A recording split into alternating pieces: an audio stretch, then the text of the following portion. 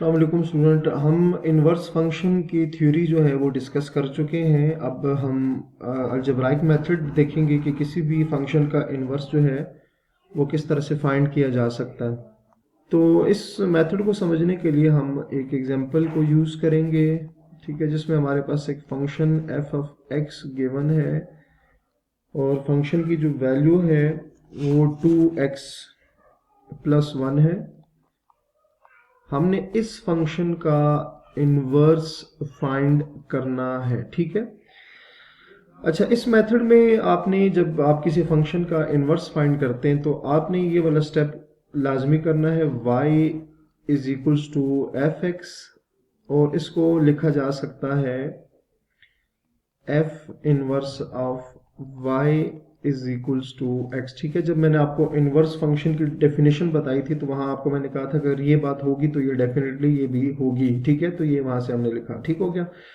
अच्छा, इसको चलो मैं 1 से रिप्रेजेंट कर लेता हूँ। अब आपने करना ये है कि put y is equals to f of x in equation number 1। F of x की जगह y पुट करेंगे, y is equals to 2x plus 1, ठीक है। अच्छा, अब ये आपको नजर आ रहा है कि y in terms of x लिखा हुआ है या y की वैल्यू है। हम इस जो इक्वेशन बनी है ना, इसको सॉल्व करके x की वैल्यू फाइंड करेंगे। जिस तरह y की वैल्यू आई हुई है, इसी को सॉल्व करके x की वैल्यू को फाइंड करेंगे। तो उसके लिए y 1 को इधर लेफ्ट साइड पर शिफ्ट कर दें तो -1, 2x आ जाएगा।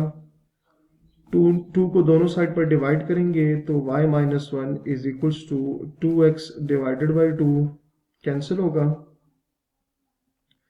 तो x जो है वो इक्वल आ जाएगा y माइनस 1 डिवाइडेड बाई 2 के इक्वल आ जाएगा, ठीक है।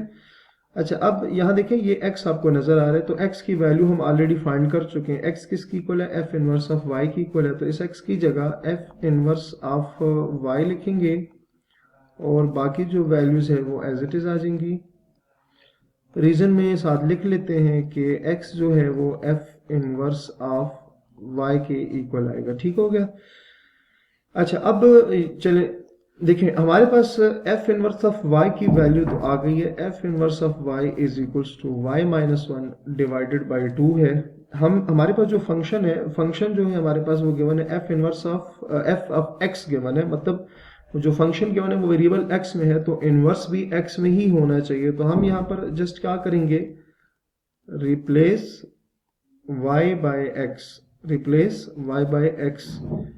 तो f inverse of x is equals to x minus 1 divided by 2, ठीक है। ये जो आया है ये हमारे पास which is the inverse of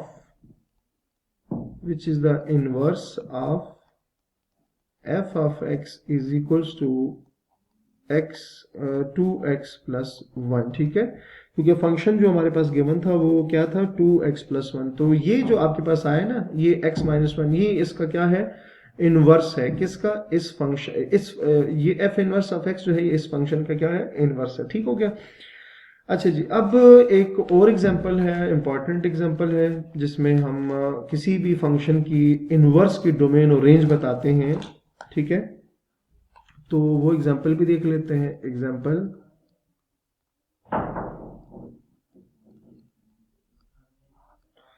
अच्छा जी, एग्जांपल हमारे पास है कि without finding the inverse, without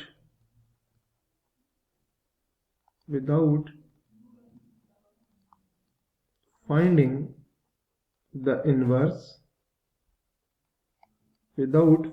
the inverse, state the domain and state the domain and range of f inverse, ठीक है। f of x is equals to 2 plus x minus 1, ठीक है। अच्छा student, हमने क्या करना है, विदाउट फाइंडिंग द इनवर्स, ये हमारे पास एक फंक्शन है।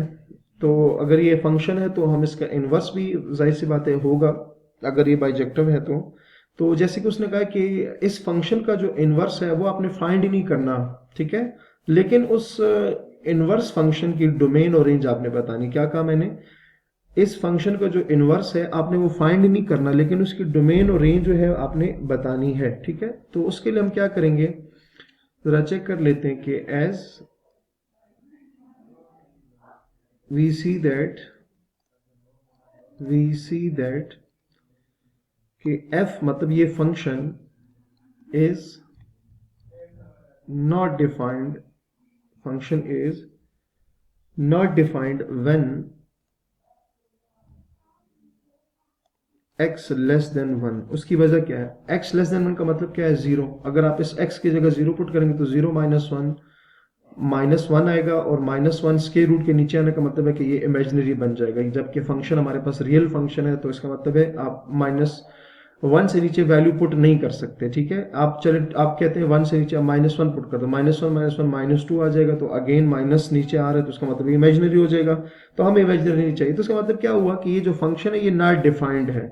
अगर आपका x जो है वो 1 से क्या होगा, लेस होगा। तो इसका मतलब क्या हुआ कि हम x की वैल्यू 1 से नीचे पुट नहीं कर सकते। 1 से बड़ी आप कोई भी पुट कर, जैसे आप 2 पुट कर दो, 2 - 1 √1 आता है तो कोई मसला नहीं है। ठीक है, आप 2 पुट कर दो, 2 - 1 3 पुट कर दो, 3 - 1 √2 का कोई आंसर आ सकता है। तो अब नेगेटिव वाला कोई इमेजिनरी आने का कोई चांसेस नहीं है। तो डोमेन हमारे पास क्या आ जाएगी, डोमेन हमारे पास यही तो होती है कि आप क्या लिखोगे, डोमेन में आप लिखोगे कि 1 और उससे बड़ी सारी वैल्यूज इन्फिनिटी तक इसमें पुट कर सकते हैं। ठीक हो गया, तो ये इसकी डोमेन आ गई है।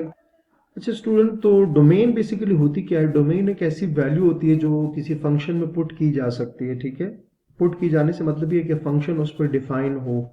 तो यहाँ चूंकि हमने देखा कि 1 से नीचे आप जो भी वैल्यू पुट करते हैं तो वो इमेजिनरी मतलब आयोटा है, तो मतलब 1 से नीचे पे ये फंक्शन डिफाइंड नहीं है। लेकिन अगर आप 1 से मतलब अगर आप 1 पुट करें, लेट से 1 पुट करें, 1 - 1 0, तो 0 का स्क्वायर रूट 0 होता है, तो 0 + 2 2 होता है, तो 2 एक डिफाइंड नंबर है। तो मतलब आपका जो वैल्यू है ना जो आप पुट कर सकते हैं वो 1 और उससे ऑनवर्ड सारी जो वैल्यूज हैं वो आप पुट कर सकते हैं। ठीक हो गया।